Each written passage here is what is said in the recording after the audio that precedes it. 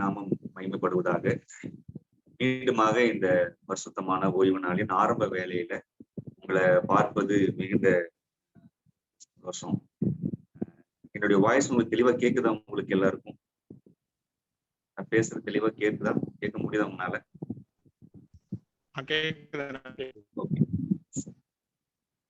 தொடர்ந்து தேவன் நம்மை சத்தியத்தின் பாதையிலே வழிநடத்த நம்ம தேவபக்தியோடு இந்த ஒரு வேத பாடத்தை நம்ம கற்றுக்கொள்வோம். எத்தனை பேர் தலைப்பை பார்த்தீங்கன்னு எனக்கு தெரியல. தடி, கூழாங்கல், முசுக்கட்டை செடி. எத்தனை பேர் முதல்ல நீங்க கேள்விப்படுறீங்க முசுக்கட்டை செடி அப்படின்னு சொல்லி? யாராவது கேள்விப்பட்டிருக்கீங்களா முன்னாடி? முசுக்கட்டை செடி. சரி, பைபிள்ல யாராவது படிச்சிருக்கீங்களா இதுக்கு முன்னாடி முசுக்கட்டை செடி அப்படின்னு சொல்லி?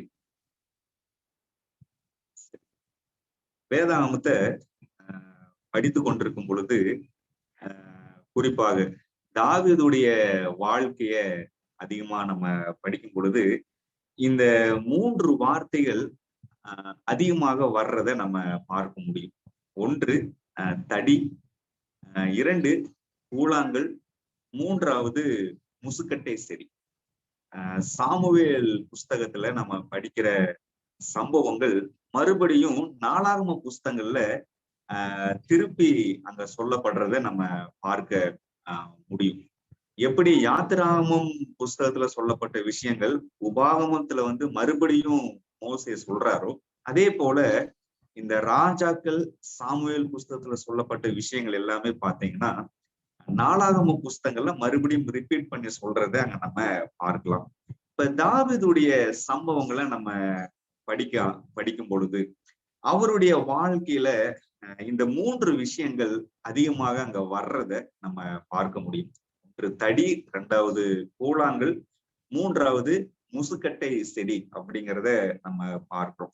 இந்த முசுக்கட்டை செடி அப்படிங்கிற வார்த்தைய வேதத்துல முதல்ல நான் படிக்கும் பொழுது எனக்கு உண்மையிலேயே சிரிப்பு தான் வந்துச்சு.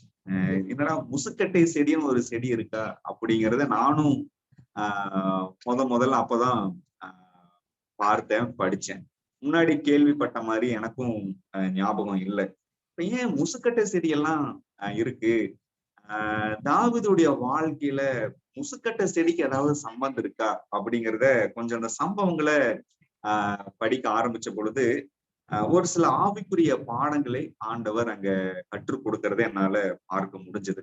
சோ அந்த ஆவிக்குரிய பாடங்கள் தான் இந்த நாள்ல உங்கள் முன்பதாக வைக்க வேண்டும் என்று நான் ஆசைப்பட்டேன்.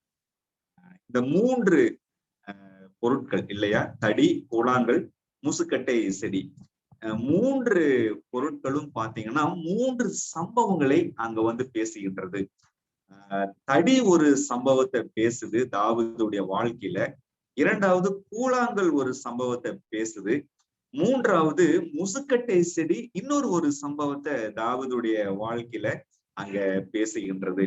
அப்ப இந்த 3 சம்பவங்களை நாம் பார்க்கும் பொழுது அந்த சம்பவத்திலிருந்து நமக்கு தேவைப்படுகின்ற அல்லது நாம் கற்றுக்கொள்ள வேண்டிய அந்த ஆவிக்குரிய பாடங்கள் என்ன அப்படிங்கிறதா இந்த ஒரு சிறிய வேத பாடத்துல நம்ம கற்றுக்கொள்ள போகிறோம்.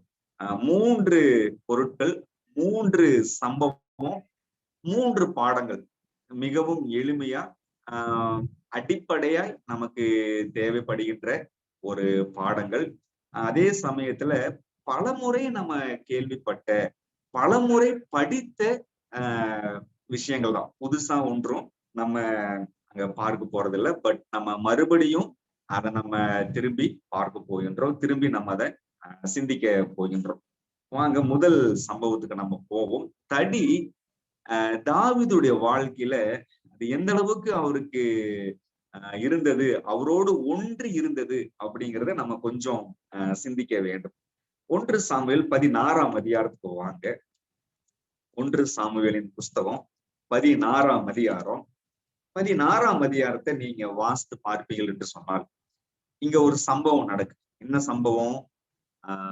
சாமுவேல் தாவீத அங்க ராஜாவாக அபிஷேகம் பண்றத இங்க நம்ம பார்க்க முடியும். ரைட்டா?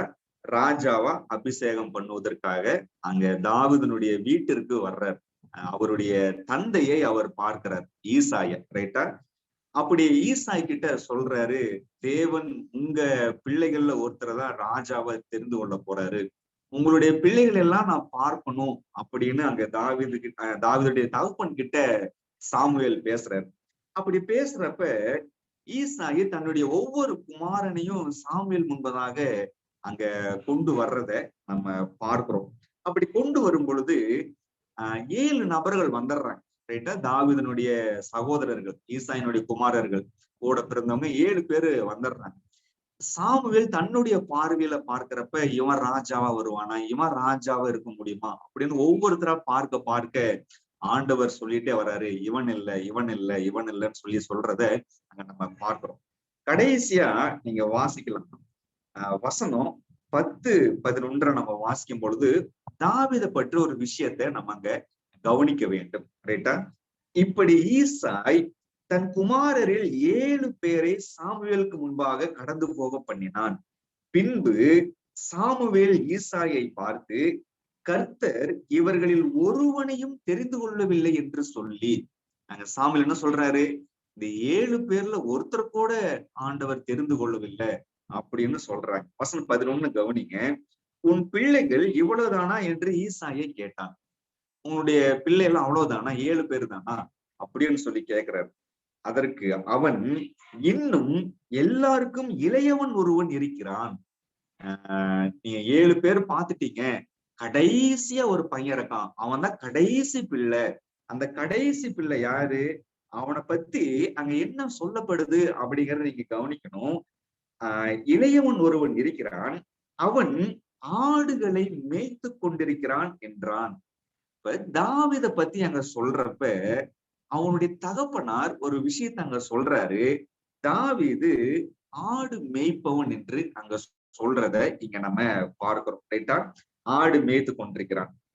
அப்பொழுது சாமுவேல் ஈசாயை நோக்கி ஆள் அனுப்பி அவனை அழைப்பி, அவன் இங்கே வருமட்டும் நான் பந்தி இருக்க மாட்டேன் என்றான். அப்ப சாமுவேல் என்ன சொல்றாரு ஈசாய் கிட்ட, நீ உன்னுடைய கடைசி குமாரனை இங்க கூட்டிட்டு வர செய்ய, அவனை நான் பார்க்கணும் அப்படின்னு சொல்றத இங்க நம்ம பார்க்கிறோம். ரைட்டா? நீங்க தொடர்ந்து அந்த வசனங்களை நீங்க வாசிக்கிறப்ப வசனம் 12-13 நம்ம வாசிச்சிருவோம். அவள் ஆள் அனுப்பி அவனை அழைப்பித்தான். சிவந்த மேனியும் அழகிய கண்களும் நல்ல ரூபமுள்ளவனுமா இருந்தான். அப்பொழுது கர்த்தர், இவன் தான், நீ எழுந்து இவனை அபிஷேகம் பண்ணு என்றார். அப்ப ஆண்டவர் கடைசியா தாவீத பார்க்கிறப்ப அங்க சாமுவேல்கிட்ட சொல்றாரு, இவன் தான்ப்பா நான் இஸ்ரேலுக்காக ராஜாவா தெரிந்து கொள்ள போறேன், நீ எழுந்து தாவீதை நீ அபிஷேகம் பண்ணு அப்படின்னு சொல்றத இங்க நம்ம பார்க்கிறோம். வசனம் 13 கவனிங்க. அப்பொழுது சாமுவேல் தைல கொம்பை எடுத்து அவனை அவன் சகோதரர் நடுவிலே அபிஷேகம் பண்ணினான். ரைட்டா? அந்நாள் முதற்கொண்டு கர்த்தருடைய ஆவியானவர் தாவீதின் மேல் வந்து இறங்கி இருந்தார். ரைட்டா? அப்ப என்ன நடக்குது, இங்க தாவீத இஸ்ரவேலுக்கு ராஜாவாக தேவன் தெரிந்து கொள்கின்றார். அங்க ராஜாவாக ஏற்படுத்துவதற்கு தீர்க்கதரிசியின் மூலமாக அபிஷேகம் பண்ணப்படுகிறான் என்று இங்க நம்ம பார்க்கிறோம். அபிஷேகம் பண்ணப்பட்ட உடனே நீங்க கவனிச்சீங்களா, அதுல அந்த நாள்ல இருந்து பாத்தீங்கன்னா கர்த்தருடைய ஆவியானவர் தாவீதின் மேல் வந்து இறங்கி இருந்தார். ரைட்டா? சரி, தாவீது யாரு, வசனம் 11 வாசிச்சுமே, அவன் எப்படிப்பட்ட நபர், அவன் ஆடுகளை மேய்க்கின்ற ஒரு நபர். ரைட்டா? ஆடு மேய்க்கிற ஒரு மேய்ப்பன் என்று இங்க நம்ம பார்க்கிறோம். ஆடு மேய்க்கிறவன் கிட்ட என்ன இருக்கும், என்ன இருக்கும், என்ன இருக்கும்? 17ஆம் அதிகாரம் வசனம் 40 நீங்க கவனிங்க. 17ஆம் அதிகாரம் வசனம் 40. தன் தடியை கையிலே பிடித்து கொண்டு ஆற்றில் இருக்கிற 5 கூழாங்கல்களை தெரிந்தெடுத்தான். இப்ப ஆடு மேய்க்கிற தாவீது கிட்ட என்ன இருக்கு கையில, ஒரு தடி ஒன்று இருக்கிறத இங்க நம்ம பார்க்கிறோம். ஏன் ஆடு மேய்க்கிறவங்க கிட்ட தடி இருக்கு, ஏன் தடி இருக்கணும் அப்படின்னா, அந்த தடி ஆடுகளை பாதுகாக்க வேண்டும், அந்த தடி ஆடுகளை வழி நடத்த வேண்டும், அந்த தடி ஆடுகளை கண்டிக்க வேண்டும். அந்த தடி ஆடுகளுக்கு அந்த தேவைகளை சந்திக்க வேண்டும் என்று இங்க நம்ம பார்க்கிறோம். ரைட்டா? ஆடு மேய்த்து கொண்டிருக்கிற ஒரு நபர் அந்த தேசத்தின் ராஜாவாக அங்க ஆண்டவர் தெரிந்து கொள்கிறார் என்று இங்க நம்ம பார்க்கிறோம். ரைட்டா? அப்ப தாவீது கையில தடி ஒன்று காணப்படுகின்றது. ஏன் தடியை வைத்திருக்கின்றார்?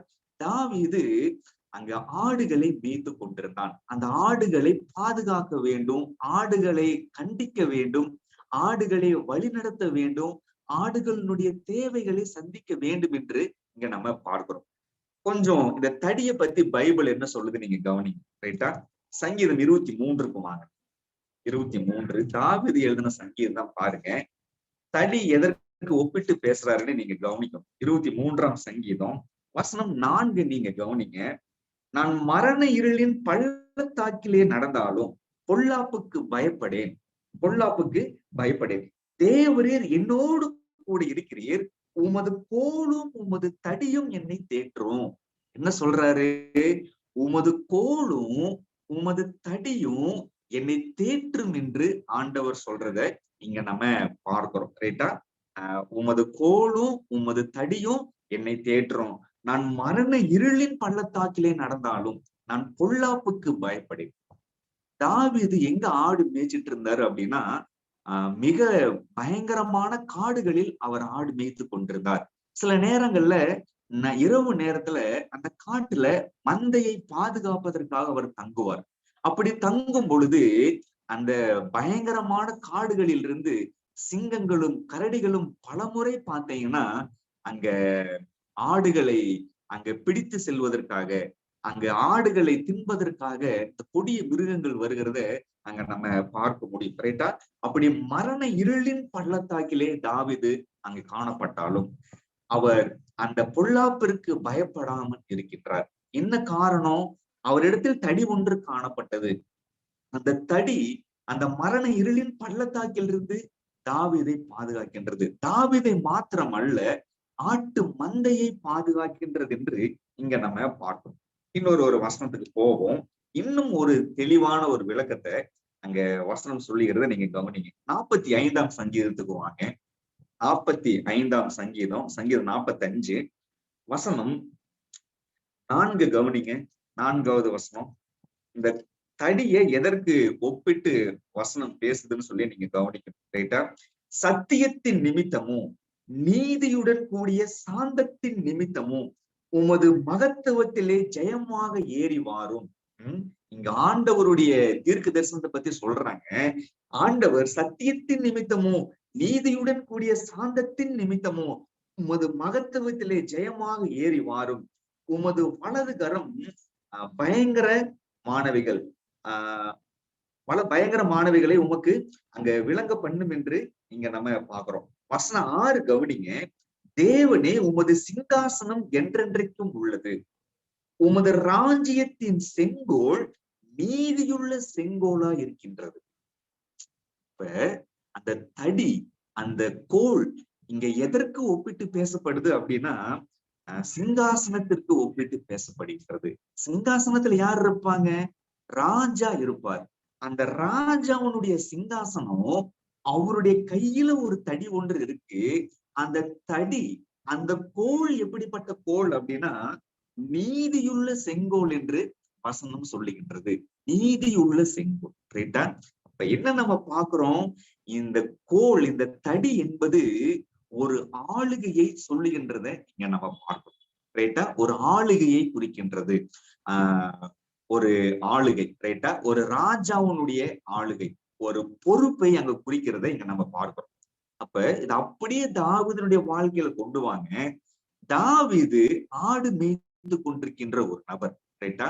அவனிடத்தில் ஒரு தடி ஒன்று காணப்படுகின்றது. அந்த தடி அந்த ஆடுகளை பாதுகாக்க வேண்டும், அந்த ஆடுகளை வழி நடத்த வேண்டும், அந்த ஆடுகளுக்கு தேவைகளை சந்திக்க வேண்டும், தேவைப்பட்டால் அந்த ஆடுகளை கண்டிக்கவும் செய்ய வேண்டும் என்று இங்க நம்ம பார்க்கிறோம். ரைட்டா?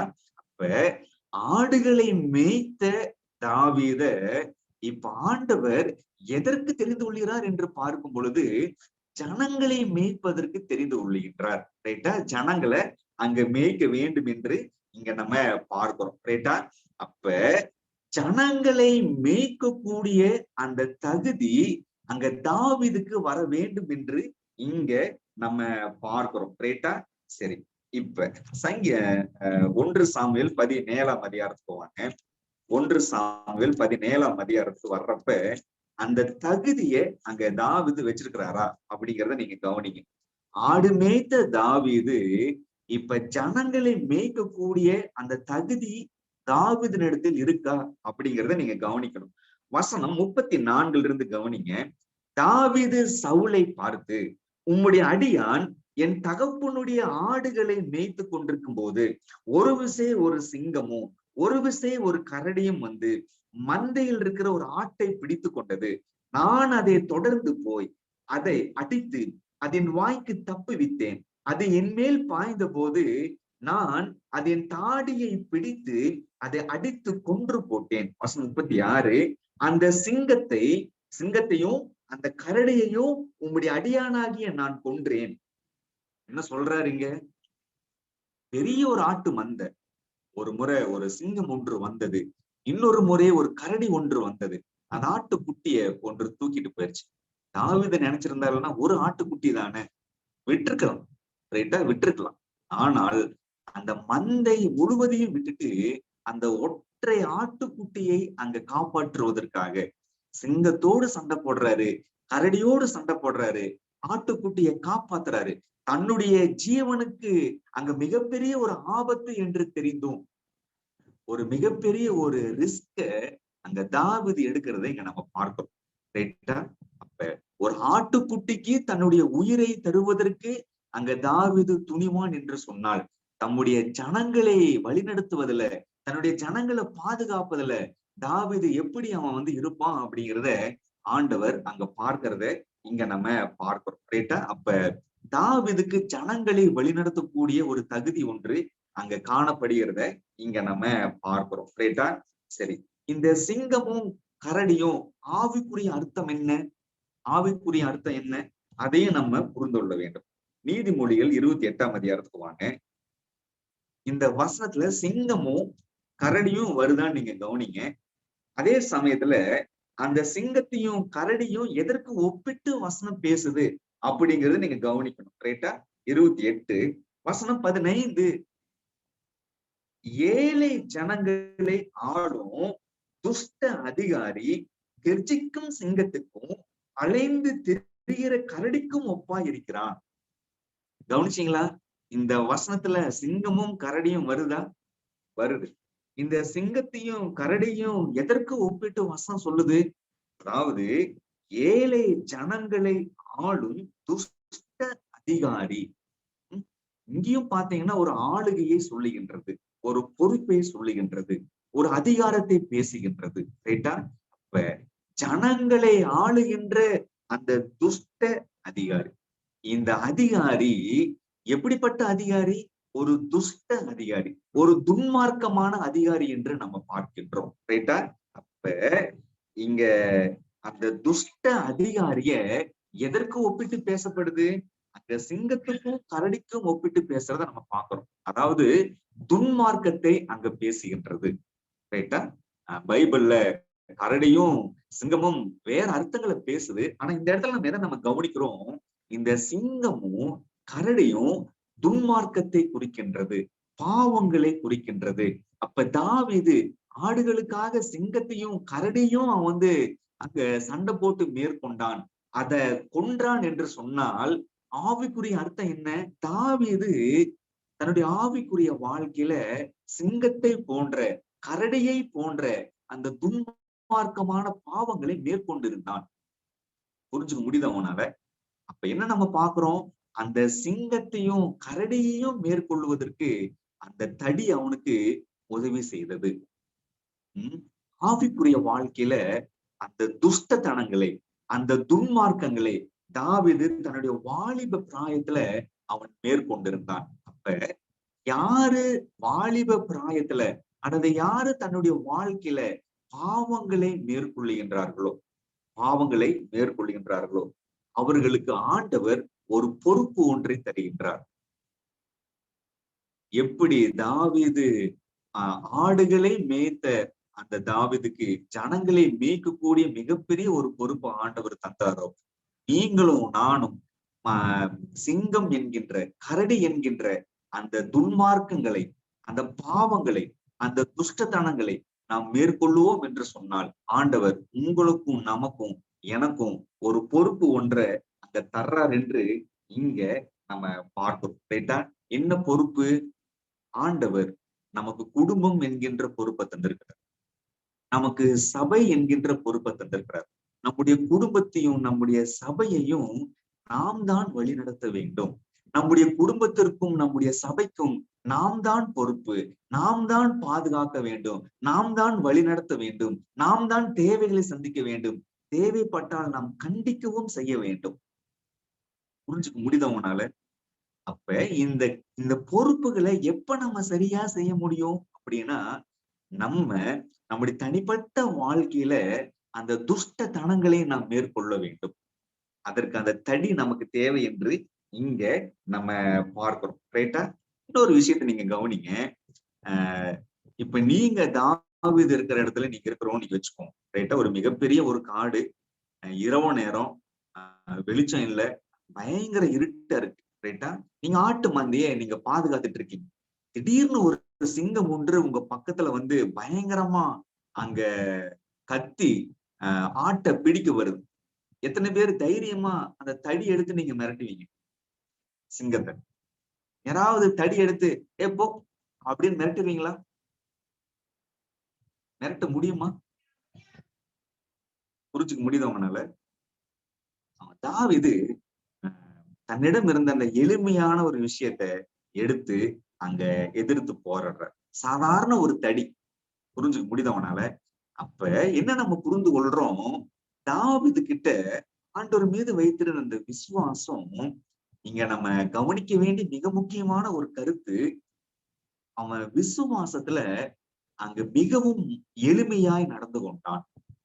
இன்னும் சொல்ல போனா அவன் விசுவாசம் அவனுடைய வாழ்க்கையில மனத்தாழ்மையை கொண்டு வந்தது. புரிஞ்சுக்க முடியுது அவனால? இதை நம்ம எப்படி நம்ம புரிந்து கொள்ளுவோம் அப்படின்னா, 1 சாமுவேல் 17ஆம் அதிகாரத்துக்கு வாங்க.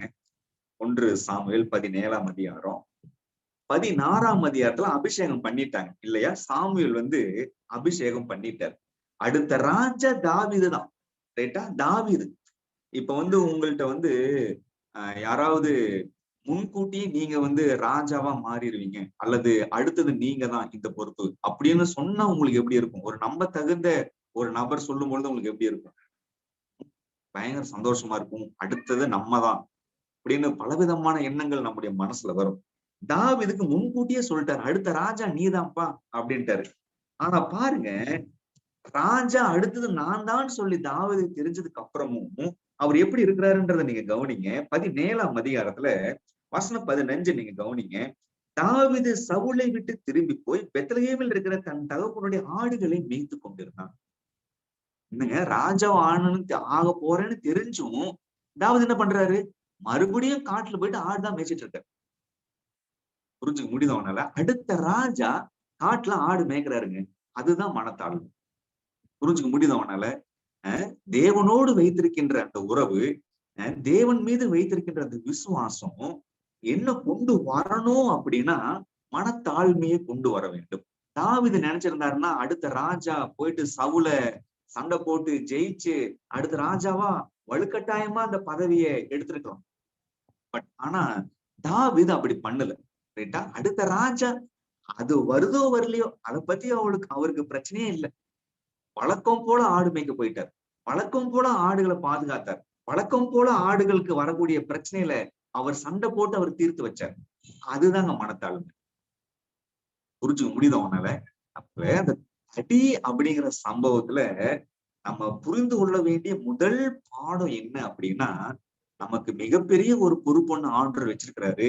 நம்முடைய குடும்பத்தை நம்ம தான் பாதுகாக்கணும், நம்ம தான் வழி நடத்தணும், நம்ம தான் தேவைகளை சந்திக்கணும், தேவைப்பட்டா நம்ம தான் கண்டிக்கவும் செய்ய வேண்டும். சபைக்கும் அப்படிதான். ஆனா இந்த பொறுப்பை நம்ம சரியா செய்ய வேண்டும் என்று சொன்னால் நம்முடைய விசுவாச வாழ்க்கையில நம்ம பாவங்களை ஜெயிக்கணும். அது மட்டுமல்ல, மனத்தாழ்மை நம்மிடத்தில் வர வேண்டும்.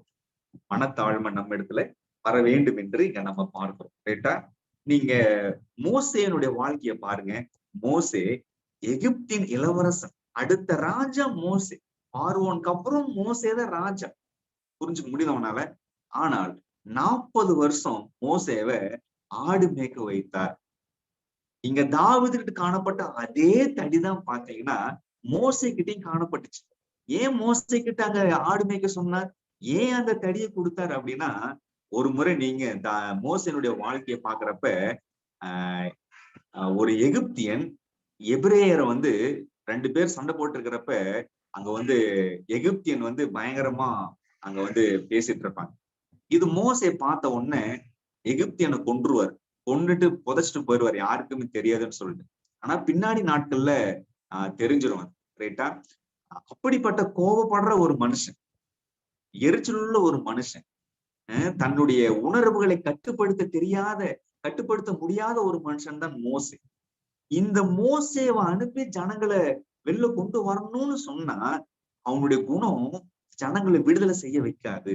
அந்த ஜனங்களை வழிநடத்துவதற்கும், ஜனங்களை விடுதலை செய்வதற்கும், ஜனங்களை பாதுகாப்பதற்கும், ஜனங்களை கண்டிப்பதற்கும், ஜனங்களை தேவனிடத்தில் அவர்களை வழி நடத்துவதற்கும் பாத்தீங்கன்னா மோசேயின் குணங்கள் அங்க பத்தாது.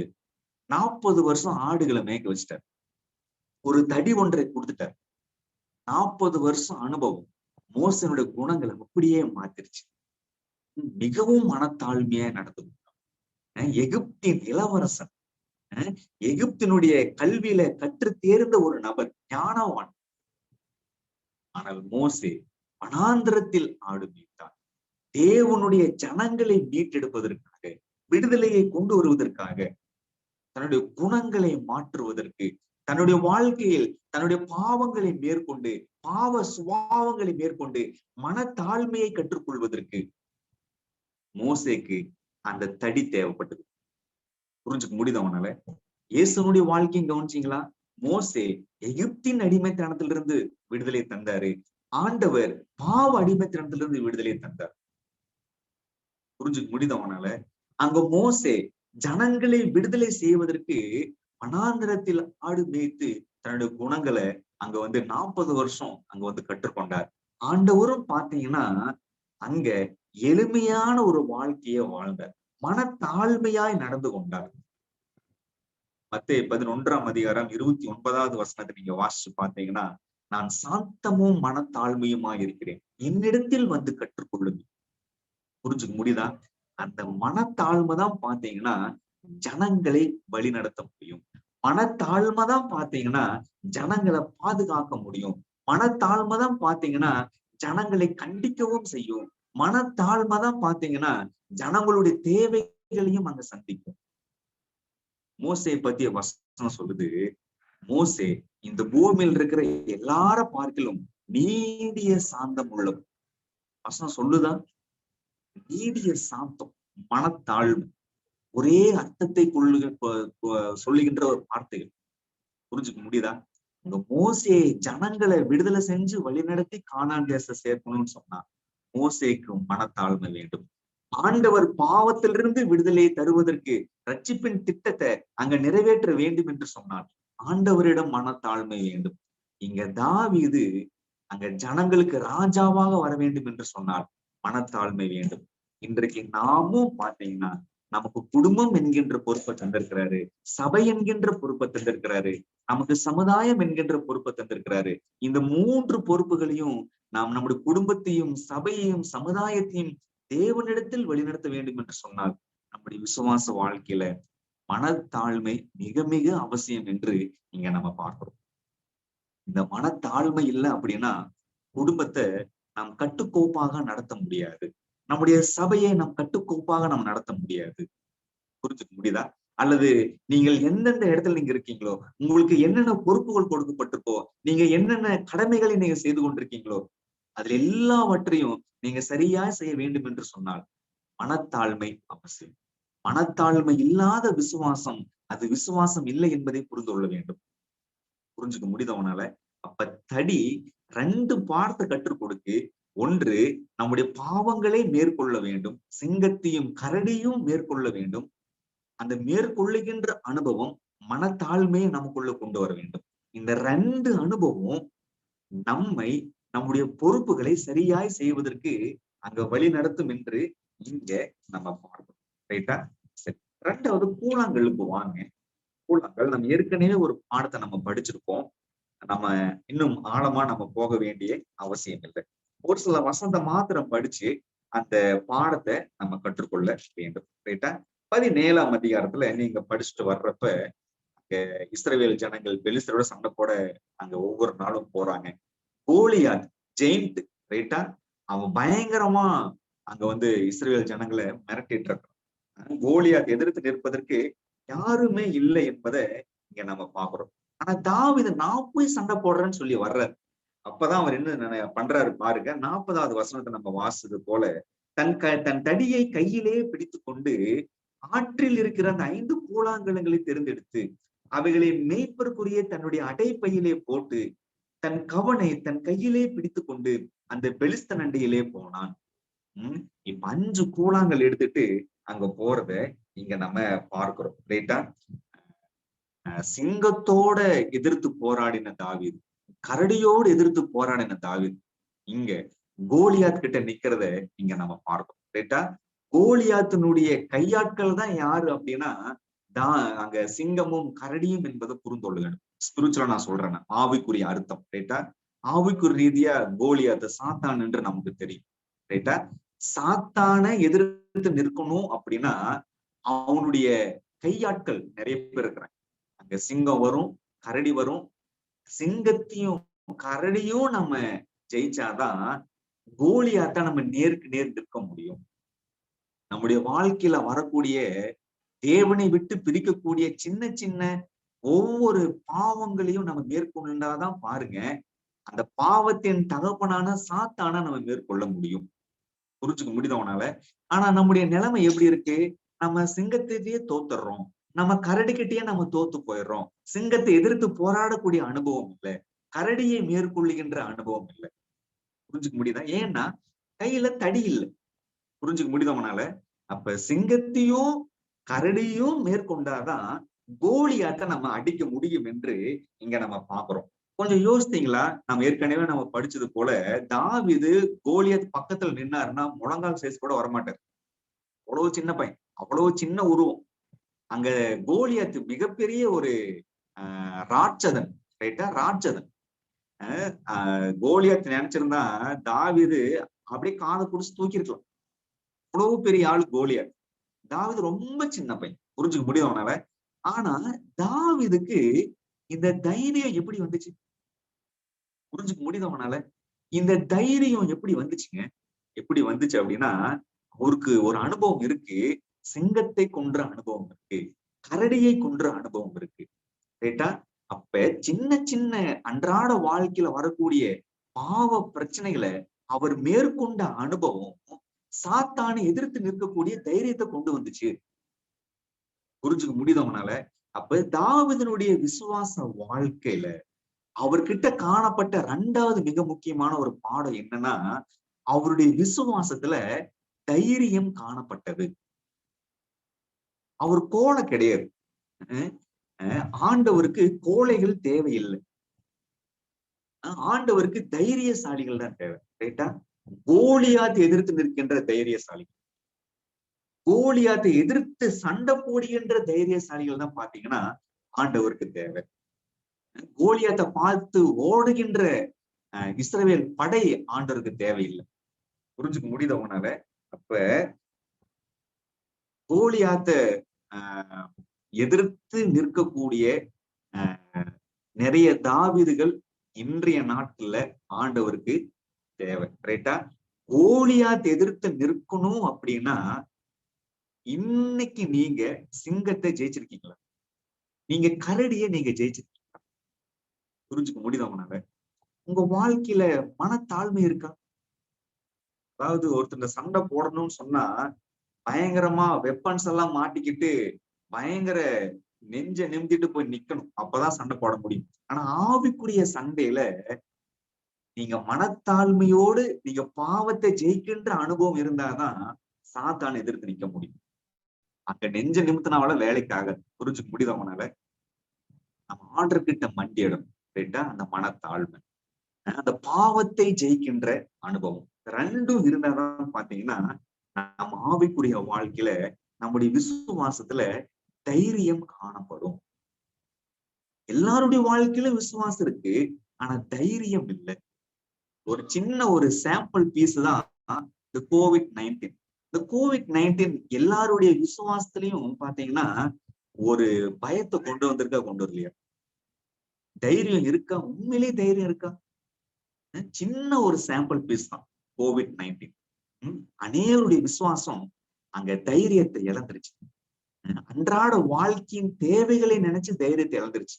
சாப்பாட்டுக்கு என்ன பண்ண முடியும், பணத்துக்கு என்ன பண்ண முடியும், பொருளாதாரத்துக்கு என்ன பண்ண முடியும், நம்முடைய தேவையை சந்திப்பதற்கு என்ன பண்ண முடியும், வேலைக்கு என்ன பண்ண முடியும்.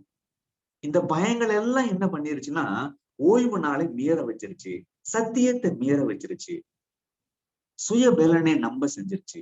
விசுவாசம் தைரியம் இல்லை. உங்களுக்கு விஷயம் புரிஞ்சுக்க முடியுது அவனால. அப்ப இந்த சின்ன சின்ன கொசுரை அடிச்சாதான் பெரிய கோலியத்தை அடிக்க முடியும். சின்ன சின்ன கொசுரே நம்மால அடிக்க முடியல, ரைட்டா? சிங்கத்தை அடிக்க முடியல, கரடி அடிக்க முடியல, பாவத்தை ஜெயிக்க முடியல, மனத்தாழ்மை வரல. அப்படிங்கிறப்ப எப்படி நம்ம சாத்தான் அடிக்க முடியும்? புரிஞ்சுக்க முடியுது அவனால. அப்ப அந்த கூழாங்கல் என்ன குடிக்குது அப்படின்னா, அவரு எவ்வளவு தைரியமா கோலியத்துக்கு முன்னாடி போய் நின்றுப்பார். ஏதோ கூழாங்கல் அல்ல, தடி, சாதாரண தடி சிங்கத்தை அடிச்சிருக்கு, கரடி அடிச்சிருக்கு.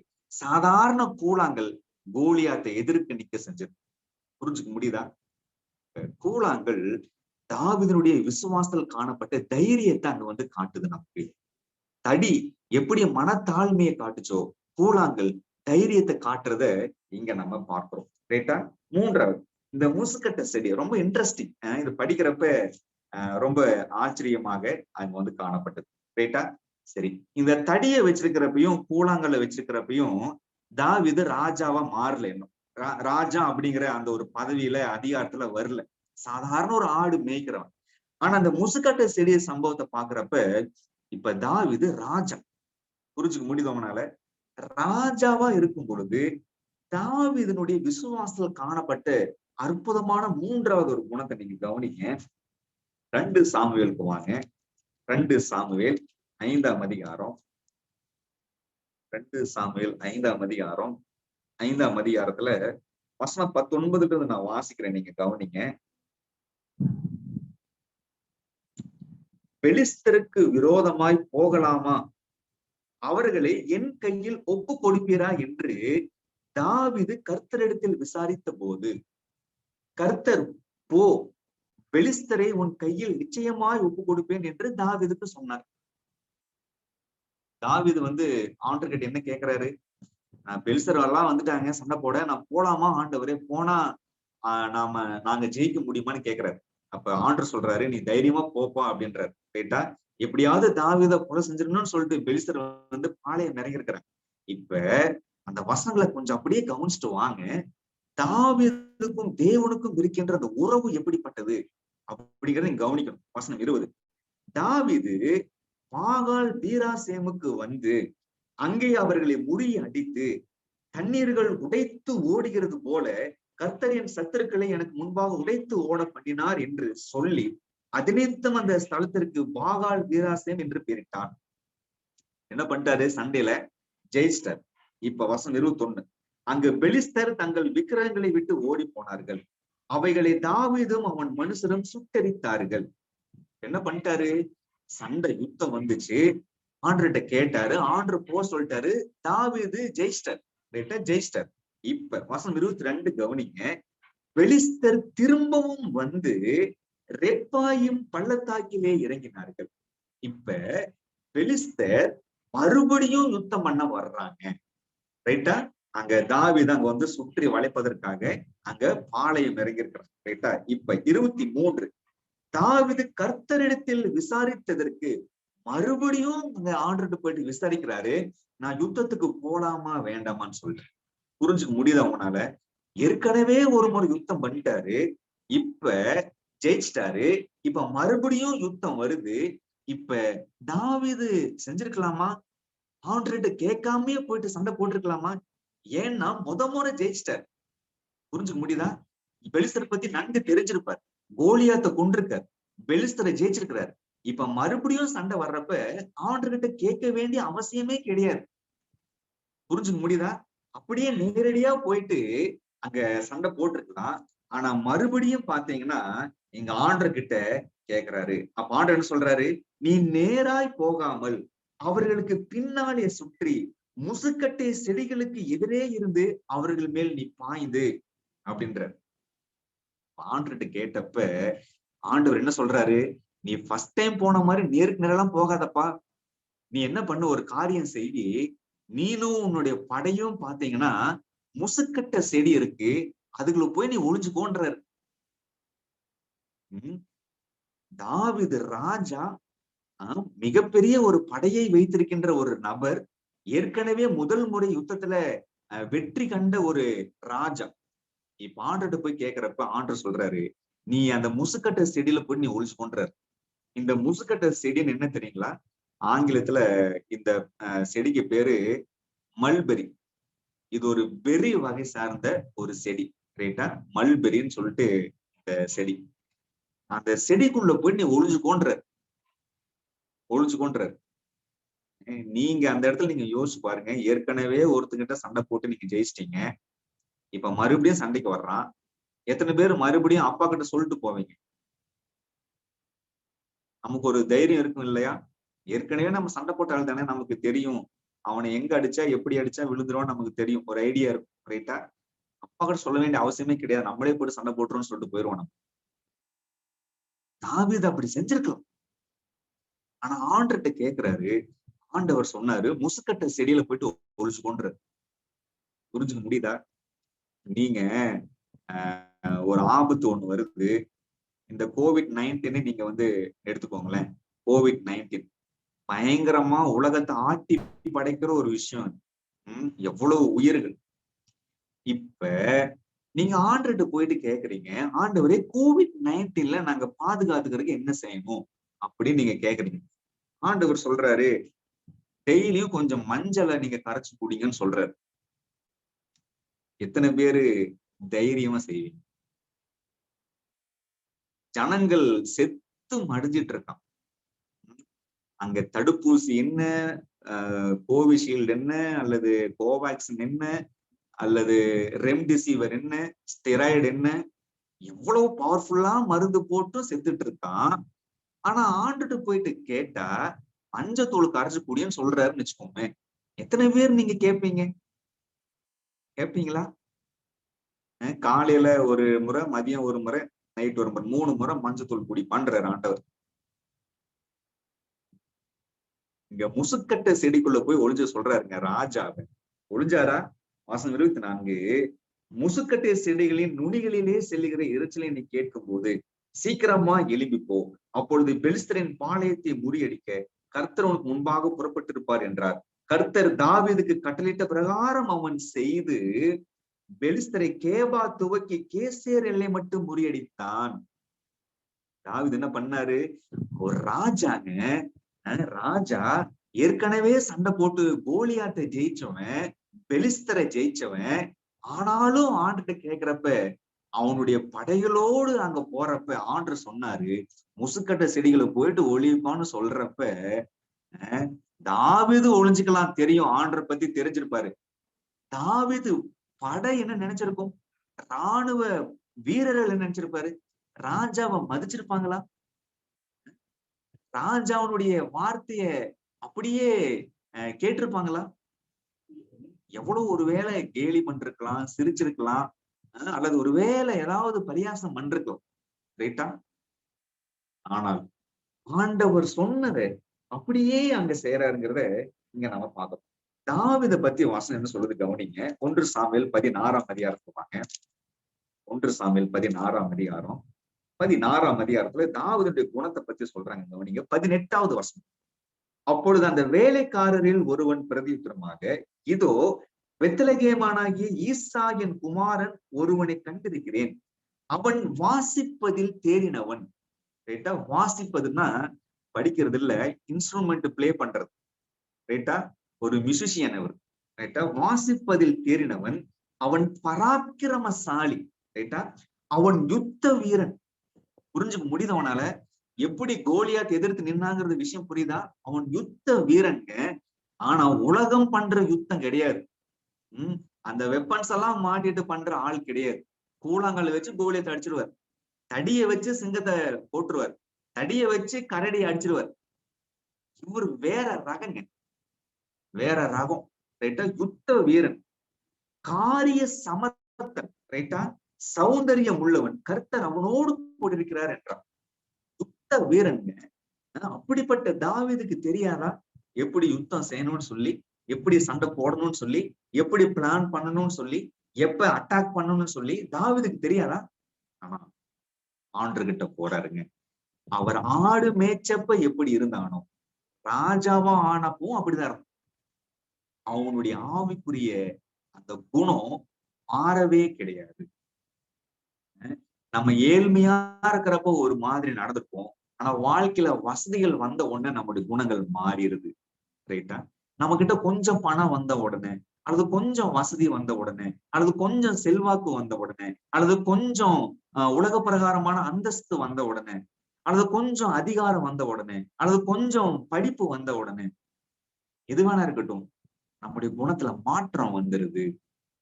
ஒன்றுமில்லாதப்ப நம்ம ஆண்டருடைய வார்த்தைக்கு கீழ்ப்படிஞ்ச அந்த அனுபவம் நம்முடைய வாழ்க்கையில தேவைகள் எல்லாம் சேர ஆரம்பிச்சதுக்கு அப்புறம் அந்த கீழ்ப்படிதல் மாறி விடுகின்றது. ஆனால் தாவீது ஆடு மேய்ச்சப்ப எப்படி கீழ்ப்படிஞ்சானோ, ராஜாவா ஆனதுக்கு அப்புறமும் அப்படிதான் கீழ்ப்படிந்தான். அப்ப விசுவாசத்துல மூன்றாவதா தாவீது வாழ்க்கையில நம்ம பார்க்க வேண்டிய, கற்றுக்கொள்ள வேண்டிய ஒரு பாடம் விசுவாசத்தின் கீழ்ப்படிதல் என்பதை நம்ம பார்க்கிறோம். ரைட்டா? அப்ப தடி விசுவாசத்தின் மனத்தாழ்மையை அங்க காட்டுகின்றது. அங்க கூழாங்கல் விசுவாசத்தின் தைரியத்தை காட்டுகின்றது. இங்க முசுக்கட்ட செடி விசுவாசத்தின் கீழ்ப்படிதலை காட்டுகின்றது. புரிஞ்சுக்க முடியுதா? நம்முடைய ஆவிக்குரிய வாழ்க்கைக்கு அடிப்படையாய் தேவைப்படுகின்ற 3 முக்கியமான குணங்கள், நம்முடைய விசுவாச வாழ்க்கையில காணப்பட வேண்டிய 3 முக்கியமான குணங்கள்: மனத்தாழ்மை, தைரியம், கீழ்ப்படிதல். ரைட்டா? இந்த 3 குணங்கள் அங்க தாவீத அங்க அவனுடைய ஆவிக்குரிய வாழ்க்கையில தன்னுடைய விசுவாசத்துல வைத்திருந்தான் என்று இங்க பார்க்கிறோம். இந்த 3 குணம் தான் பாத்தீங்கன்னா அங்க ஆடுகளை மேய்ப்பதற்காக இருந்தாலும் சரி, அல்லது ஜனங்களை வழிநடத்துவதற்காக இருந்தாலும் சரி, தாவீதை சரியான பாதையில் வழிநடத்தினது. மோசேவனுடைய வாழ்க்கையையும் இந்த 3 குணங்கள் தான் வழிநடத்தது. இயேசுவனுடைய வாழ்க்கையும் இந்த 3 குணங்கள் தான் வழிநடத்தினது. இங்க வேதாகம் முழுவதையும் நீங்கள் பாருங்கள். தேவனுடைய பிள்ளைகளுடைய ஒவ்வொருடைய வாழ்க்கையில் நீங்க கவனிச்சு பார்த்தீங்க என்று சொன்னால், அவங்களுடைய விசுவாச வாழ்க்கையில இந்த 3 அடிப்படை குணங்கள் காணப்படும். நம்ம வாழ்க்கையில இந்த 3 குணங்கள் இருக்கின்றன. விசுவாசத்தின் மனத்தாழ்மை, விசுவாசத்தின் தைரியம், விசுவாசத்தின் கீழ்ப்படிதல். இந்த 3ம் இருக்க வேண்டும். ரைட்டா?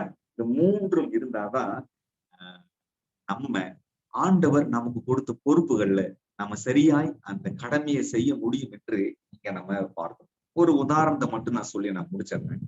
பைபிள்ல பேதுரு சீசன் இருக்காரு இல்லைங்களா? பேதுரு அவரு சின்ன வயசுல இருந்து ஒரு மீனவன், மீன் பிடிக்கிற ஒரு நபர், கடலை பத்தி நல்லா தெரிந்திருக்கின்ற ஒரு நபர். கடல் எப்ப போகணும், எப்ப மீன் பிடிக்கணும், எங்க வளைய போடணும், எப்ப போகக்கூடாது, இதெல்லாம் அத்துப்படியாய் தெரிந்த ஒரு நபர் தான் பேதுரு. ஆனா ஒரு முறை பாத்தீங்கன்னா பேதுரு இரவு முழுவதும் அங்க வளைய போடுறாரு, அங்க மீன் கிடைக்கல. இப்ப ஆண்டவர் வர்றாரு, மறுபடியும் கடலுக்குள்ள போக சொல்றாரு, வளைய போட சொல்றாரு. யாருக்கு கடல் பத்தி தெரியும்? பேதுருக்கு தாங்க தெரியும். இயேசு கிறிஸ்து ஒரு கார்பெண்டர், ஒரு தச்சன் மீனவனுக்கு மீன் பிடிக்க கற்றுத்தர்றார். புரிஞ்சுக்க முடியுதவனால. ஆனால் அதையும் தாண்டி கடலை பத்தி பேதுருக்கு தெரிஞ்ச விஷயம் இன்னொரு விஷயம் தெரியல, அந்த கடலை உண்டாக்குனவரே இவருதான் சொல்லிட்டு புரிஞ்சுக்க முடியுதா உங்களால? அப்ப என்ன நம்ம பாக்குறோம், அந்த பேதுருகிட்ட சொல்றாரு, இங்க நீ வலைய போடுப்பான்னு சொல்லிட்டு. வலைய போட்டா வலை கிழிந்து போகின்ற அளவுக்கு மீன்கள் கிடைத்தது. ம். அவனுக்கு கடல் பத்தி நல்லா தெரியும். நிறைய எக்ஸ்பீரியன்ஸ் இருக்கு. என்ன ஒரு தச்சு வேலை செய்றவரு எங்கிட்ட வந்து சொல்றாரேன்னு சொல்லிட்டு, அந்த எண்ணங்கள் எல்லாம் ஒருவேளை வந்திருக்கலாம். ஆனால் ஆண்டவர் சொன்ன வார்த்தைக்கு கீழ்ப்படிந்தான், கீழ்ப்படிந்தான். அதுதாங்க கீழ்ப்படிதல். ஆபிரகாமுடைய கீழ்ப்படிதல். நீங்க ஒவ்வொருடைய தேவ பிள்ளைகளுடைய வாழ்க்கையை நீங்க கவனிச்சு பாருங்க. எப்படிப்பட்ட கீழ்ப்படிதலை வச்சிருந்தாங்கன்னு சொல்லிட்டு. இன்னைக்கு நம்ம ஆவிக்குரிய வாழ்க்கை, குறிப்பா இந்த காலகட்டத்துல நாம் காட்ட வேண்டிய, நம்முடைய விசுவாசத்தில் காணப்பட வேண்டிய இந்த 3 குணங்கள் இருக்கா? மனத்தாழ்மை, பாவத்தை ஜெயிக்கின்ற மனத்தாழ்மை, கோலியாத்தை எதிர்க்கின்ற தைரியம், ஆண்டவருக்கு முழுமையாய் கீழ்ப்படிகின்ற அந்த கீழ்ப்படிதல், நம்ம வாழ்க்கையில கேள்வி கேட்காத கீழ்ப்படிதல் நம்ம வாழ்க்கையில் இருக்கிறது என்று சொல்லி நம்ம ஆராய்ச்சி பார்ப்போம். தாவீதுக்கு இந்த 3 ஆயுதங்கள் இருந்தது போல நம்முடைய ஆவிக்குரிய வாழ்க்கையிலும் அதே தடியும், அதே கூழாங்கல்லும், அதே முசுக்கட்டை செடியும் நம்முடைய வாழ்க்கையில நம்ம வைத்திருப்போம். அப்படிப்பட்ட குணங்களை நம்ம பெற்றுக்கொள்வோம். தேவன் தாமே நம்மை ஆசீர்வதித்து வழிநடத்துவாராக. ஆமென்.